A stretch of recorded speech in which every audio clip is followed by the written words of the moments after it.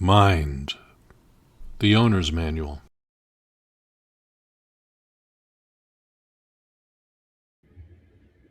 The question is, what is final liberation? Okay, liberation has several different aspects. The first aspect of liberation is when you drop your spirit into its origin. You open the path of the spirit, which we call the nadamic channels. The second order of liberation is when you drop the ensouling entity into its origin. Now, in the course of spiritual development, we do this multiple times.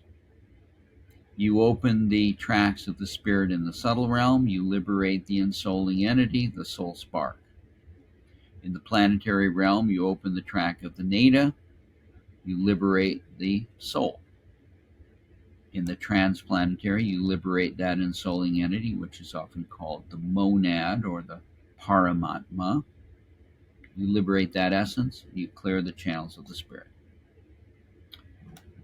You do the same thing for the cosmic, your supercosmic, and each of the transcendental paths.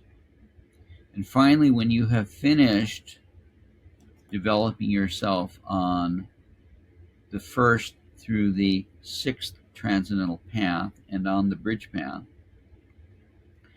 you go to the final leg of the journey, which you do through the spirit and ensouling entity of the seventh transcendental path. And when you return this to the origin, you have turned every aspect of the continuum into light. So you have dissolved all of the stored karma within you. The only karma which typically activates, the only karma which is typically active is the karma which is embedded in your human life, which we call destiny karma.